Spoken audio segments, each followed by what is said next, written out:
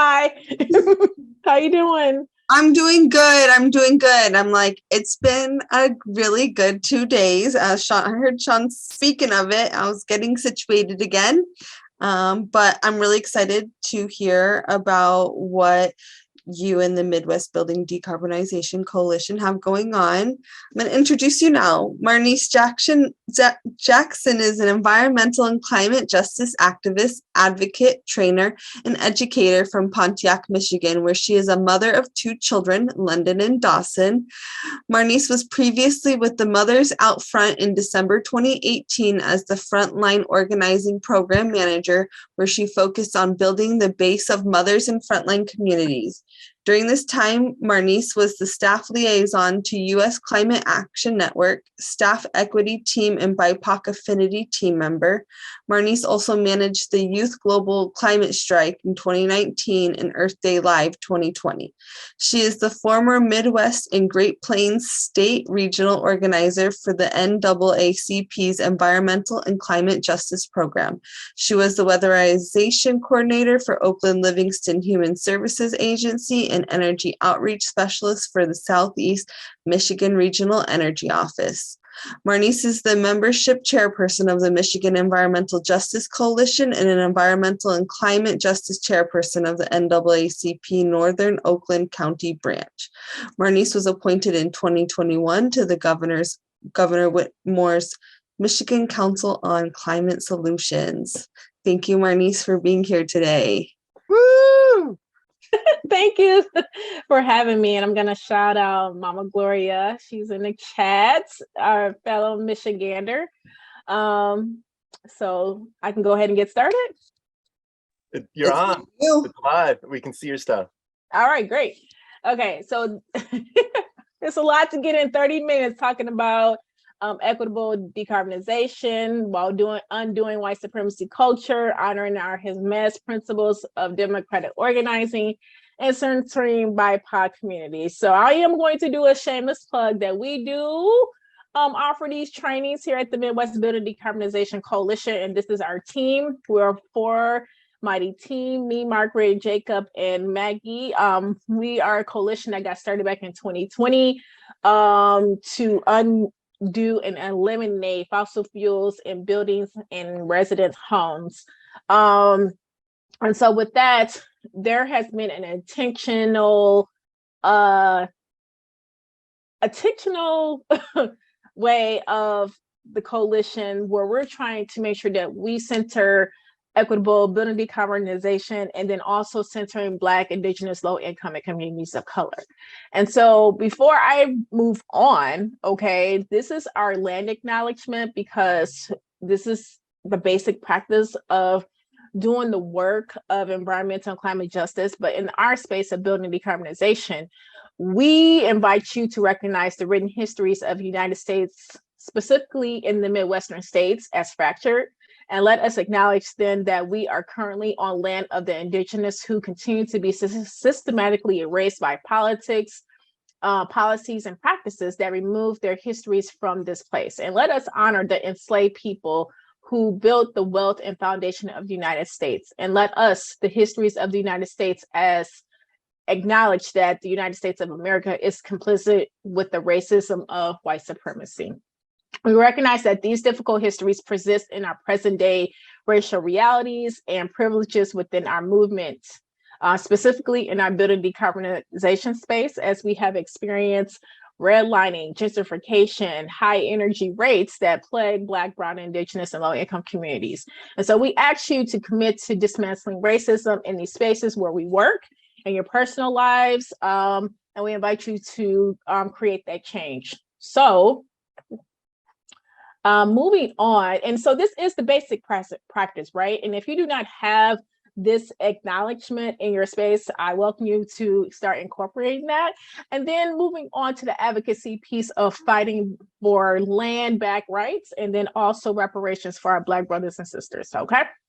So equitable decarbonization. And I like this quote by our sister Tamara Toles Olatin. Black America isn't missing from this sector is missing us.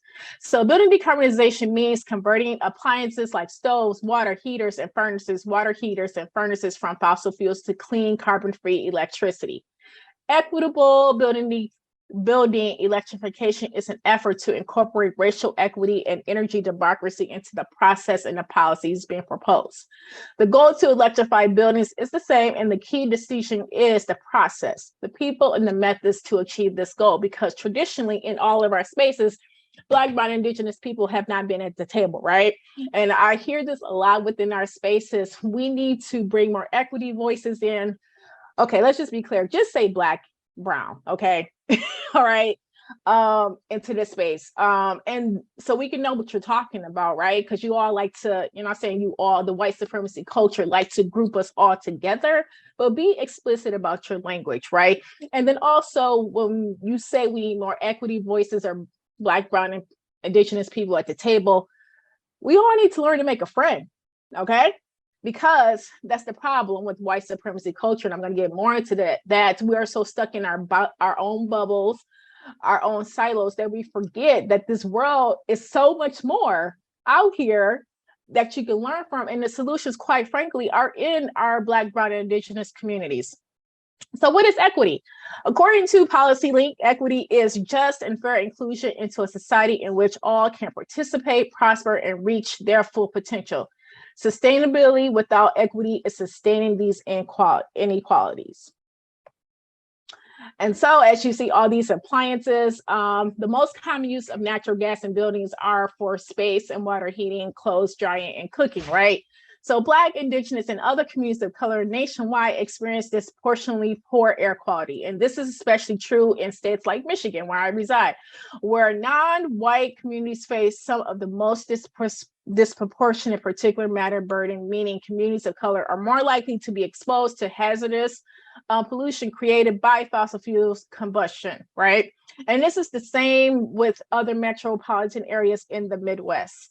And so gas appliances like stove, furnaces, and water heaters reduce carbon monoxide and other disgusting things, which most of these homes have a high increased rate of asthma. And so equity means holding ourselves accountable to inclusion in a society in which we all can prosper, participate, have value, and reach their full potential. We recognize and work to dismantle injustices, systems, and barriers that prevent some from achieving this goal. So this is our equity statement at the Midwest BDC. And so equitable building decarbonization is to remove the hazard of fossil fuel usage in buildings and facilitate access to carbon-free heating, water heating, and cooking, while prioritizing BIPOC and other intersectional identities and empowering poor, low, and moderate income households and underserved communities, which clean technologies and infrastructure includes. Equitable outcomes, who produces and who benefits from decarbonization, and leadership of enterprises and communities most impacted by the burdens of energy and environmental injustices. So we came up with that. And as I said about equity, we have to honestly break that fence, right? Because we need to move past equity work so we can liberate us all, liberate our thoughts, liberate our practices and our policies. And so we have been doing that, for example, within our coalition spaces. And within our coalition, we're bringing all types of people together. And no, it's not easy, right? Because we have different sectors, from architects, engineers, civil rights, environmental, climate justice in the 8-state region. We do have regional and national orgs represented. So quite frankly, a lot of people have a different outlook on what equity looks like, right? So coming together, building relationships, as the Jemez principles teaches us, and we're going to get there, it's the basic practice so we can eliminate these barriers, right? So the first thing is we have to raise our consciousness and liberate our minds, right? And quite honestly, we have to learn to lean into the discomfort. And I said, this is our equity definition. I'm going to move on from this because I just said that. But buildings and energy inequalities, this is a map of Greater Detroit, Michigan, which is plagued with redlining, gentrification now, And within our Midwest BDC states, it ranges from 35 to 40% affordable units per 100 extremely low income renters. So we have a lot of renters, but then there's not a lot of affordable housing, right? And so we have to recognize that there are intersecting issues that deals with building decarbonization and the affordability, which also includes energy burden, which a lot of Michigan residents are experiencing with our utility providers with these high utility rates. And then another example is 28% of Midwest households energy insecurity in 2015, 19% reducing or foregoing food, medicine to pay their energy costs. So this is a real statistic, and quite honestly, this is a personal experience of mine. Like, you have to pay your utility bills, or in many cases, they will take your children from your home. So we're always caught in a hard work if you're in that low income to moderate income.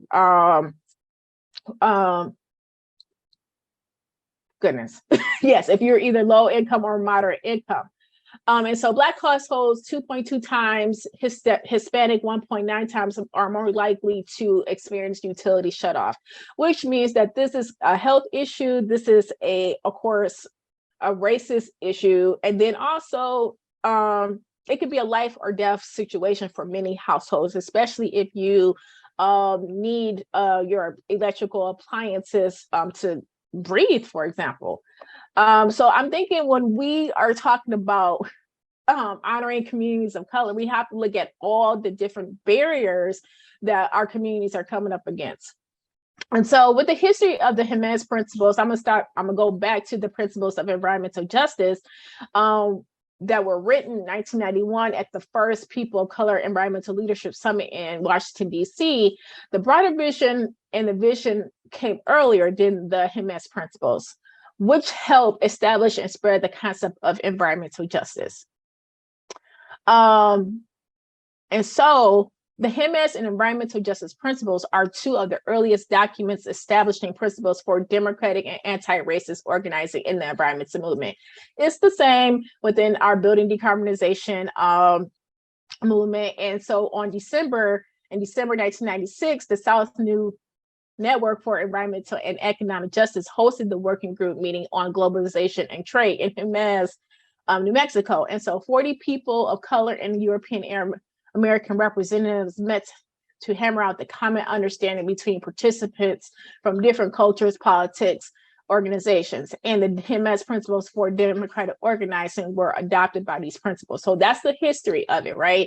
And so this framework is no different. And so we at the coalition, we are taking the same framework to make sure that we honor these practices as we move our coalition along. So I'm asking you this question. I believe we can use the chat. What principles do you use regular, or even if you have heard of them, right? If you have heard of them, put some yes in the chat. If you haven't, just put no so I can know what I'm working with. But the first one is to be inclusive. The second one is bottom-up organizing. Number 3 is let people speak for themselves. Number 4 is work together in solidarity and mutuality. Number 5 is build just relationships among ourselves. And number 6 is commitment to self-transformation. So if you have heard these, put yes in the chat. If no, okay, I understand. And you will get access to these slides. So the most important one, in my opinion, is building just relationships. Because in order to do this work, we have to really show up for each other. And just like I said before, we have to learn to make a friend, right? We're all going through the same issues, but in a different way. And so with being inclusive, if we hope to achieve just societies that include all people in decision-making and ensure that all people have equitable share of wealth and the work of this world, then we must work to build that kind of inclusiveness in our own movement in order to develop alternative policies, institutions, to create treaties, policies under neoliberalism. Now, not really definitely not for neoliberalism, right? But we need to make sure that we're moving more towards a liberated mindset from all these different politics that we're under. That's just me. I'm a quiet revolutionary, but we're not going to go there.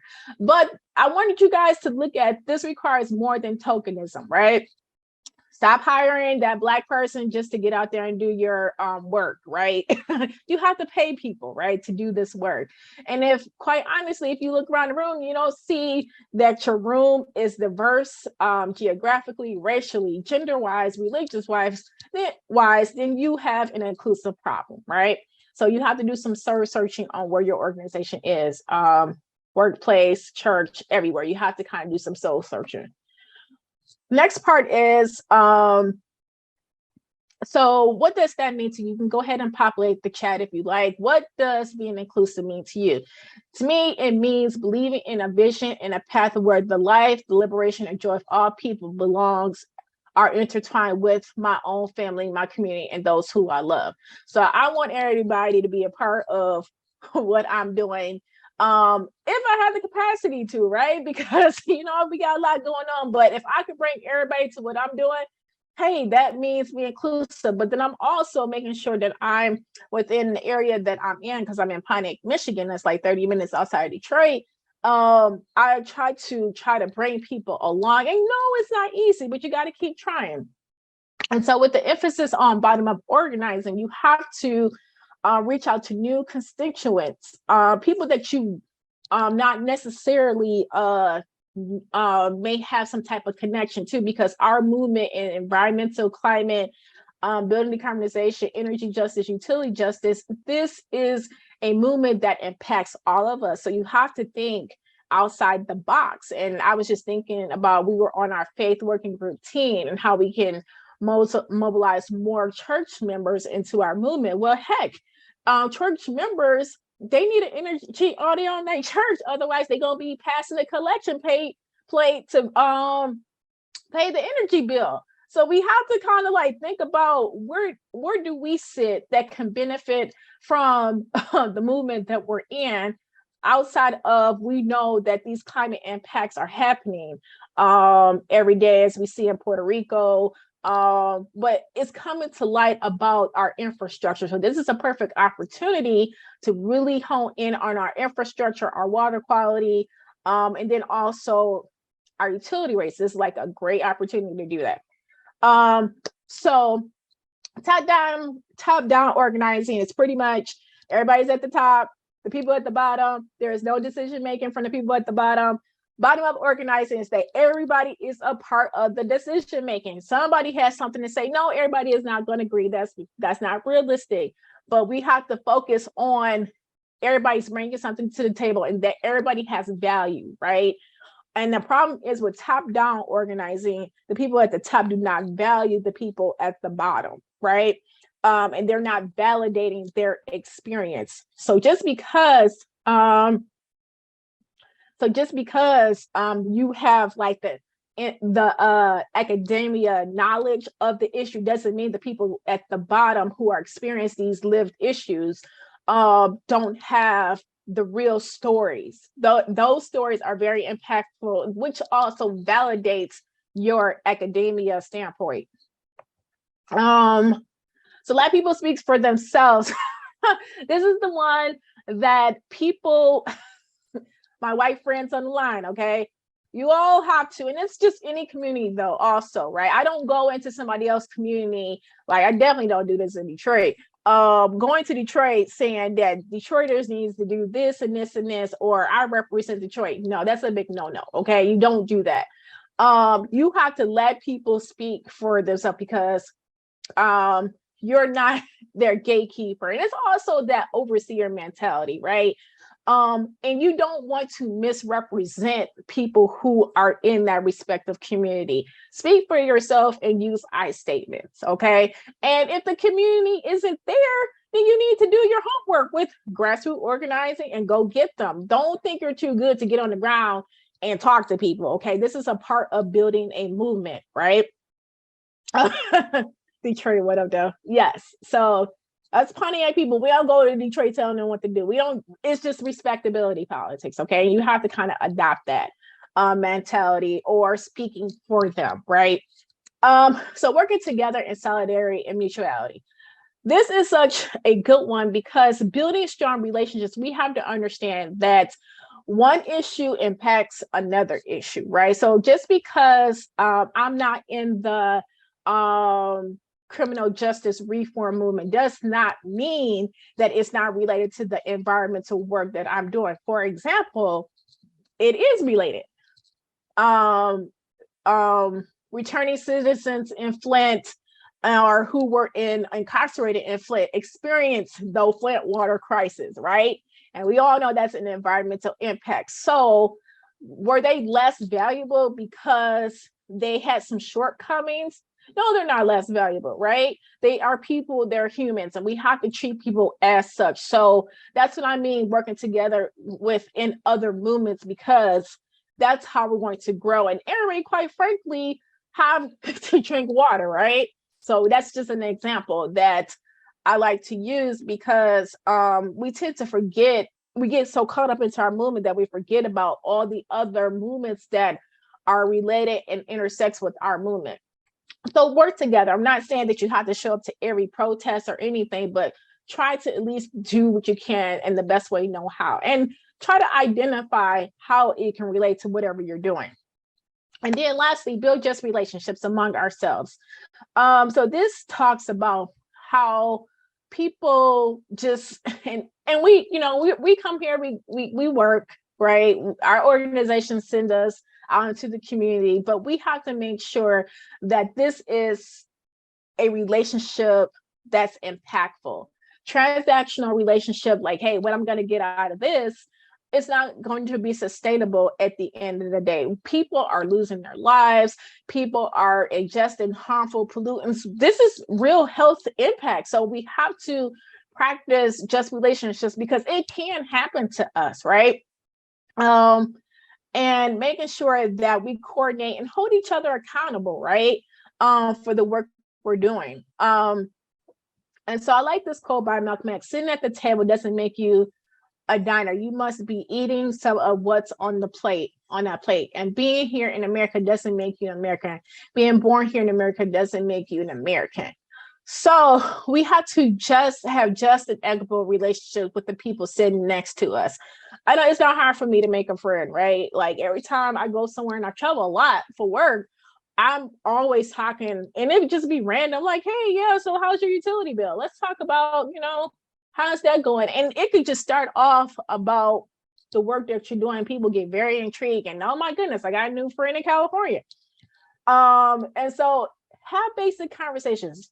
We are still in a pandemic, right? So it's just like, we have to learn how to be more emotional and vulnerable with each other. Yes, that's the warm and fluffy, but it works. So I'm gonna keep going because I think I got what, 5 minutes left, time check. Remove ourselves from this transactional mindset. And being more transformational, because transformational is long term and people will believe in your movement just showing up the way you know how. I know I can't do everything, but I know what I can offer within what I can offer, and do what you say you're going to do, and raise these long-term relationships will help build trust and bring more people to your movement. So and lastly, commitment to self-transformation, right? This is the part that people don't like the most when we're doing this work, because when you're talking about racial justice, environmental justice, undoing white supremacy culture, you will be transformed, especially if you're in a situation where you feel like you're being accused or you're leaning into discomfort. When you commit to self-transformation, I think it's more of the more rewarding experiences within the work that we're doing. Because you're learning something new, you're learning new people, and you're building community. So I'm gonna skip over a little bit of this. So within our space, like I said, we're committed to doing white supremacy culture in our building decarbonization space. And as I said before, the Midwest BDC seeks to develop and implement equitable strategies to achieve zero emissions from the Midwestern building sector by 2050. Ambitious, right? But you know what? There's this urgency within the white supremacy culture, right? Um, it's not about extremists or extreme behavior. Rather, it's a set of norms, often subtle, that we don't notice them, right? And we're all indoctrinated into this ideology that white people and the ideas, thoughts, beliefs, and actions of white people are superior to people of color in their ideas, thoughts, and beliefs. And quite honestly, we perpetuate, as people, even people of color, perpetuate these type of ideologies because we are indoctrinated into this global system. This is just not in the US, this is global, right? And so within these different characteristics, and I'm gonna send the link so you guys can get the characteristics because I know I'm right now out of time. So there's power hoarding, paternalism, progress is bigger than more, quantity over quality. We always about those numbers. Right to comfort is the ones where people may be fragile, and in that moment, we have to run and comfort that person because they're crying, right? And that's that white fragility, right? But everybody has a right to comfort, right? Defensiveness. Oh, how dare you call me out for having that one Black friend, right? Believe in the right way. Fear to open conflict. I mean, conflict is not all bad, but there's a system that we are not open to that conflict, which could solve the problem. And perfectionism, right? Within this culture, we think everything has to be perfect and we have to do it right. Otherwise, it's just trash. Or either or thinking it's either this way or the highway. And my favorite one, but not for real, my favorite one. But this is the one that shows up in our movement. As I said, that goal of 2050, we have to act on climate or, you know, the world is going to end, right? The sense of urgency is the one that is killing all of our movements, right? We have to go intervene in these rate cases really quick, but we didn't really get everybody involved in the process, right? So we have to slow these politicians, slow these public service commissioners down and say, hey, just because it's your urgency doesn't mean it's my urgency. When I have these barriers over here and I can't make it to a meeting that's an hour and a half away, right? To testify at your commission meeting because I have childcare issues, right? And I may not have a car, right? And we get caught up on that within our organizing, right? Because we want more people to come to this movement, but we forget about all these barriers that our community people have. So, and then lastly, individualism, right? We silo ourselves. I'm not working on that, or they're not doing the way that I'm doing it, but there's not one right way to get to solving the climate crisis. And so tactics for reflection, you know, we have to ask ourselves all these questions. How is the power held accountable in your organization? Do you feel anxiety correcting white supremacy culture, right? Like people get scared when saying white supremacy culture. Do you get scared when you're talking about that in different spaces? Are you scared that you may get fired? Or are you scared with the perception people may have of you? What type of problems do you prefer to handle alone, right? Who does this organizationally? Who urgency is this? And to put this into practice, you have to really start at home personally with your family, your friends, and your social organizations. Because as I said, these type of behaviors happen within our own spaces, right? Because we all know racism is taught. Workplace, and then you go to your colleagues, your partnership, and policies and procedures, right? And then you go into the community level with your neighbors, your social commitments, and then your partnerships, right? So like I said, it's building a movement, grassroots organizing. So some solutions to practice democratic organizing and or equitable building decarbonization. And this can just be general. Access the community needs, do your homework, establish a community-led decision-making process, right? Develop metrics and plan for tracking, right? Because we want to see the numbers, we want to see the impact. And then there's this thing called data justice, that if we don't evaluate our own data and get the data on our own, then somebody is going to create that for us, and it may not be right. A sure funding program is leveraging. We got all this money coming down for the federal government. make sure that the community who was actually doing the work get access to that money. So that means there's a level of advocacy, positionality that we all hold. So communities who are doing this work can get that money, and then improve your outcomes. That goes back to the perfectionism. We're not going to always get it right. So evaluate and improve. So I'm gonna stop there. And I appreciate you having me. Like I said before, this is like a 2-hour training, but I thank you so much, and you will get access to this slide. Thanks, Marnese. That was fantastic. And there's a lot to digest there. So I am looking forward to re-reviewing your slides. So thank you.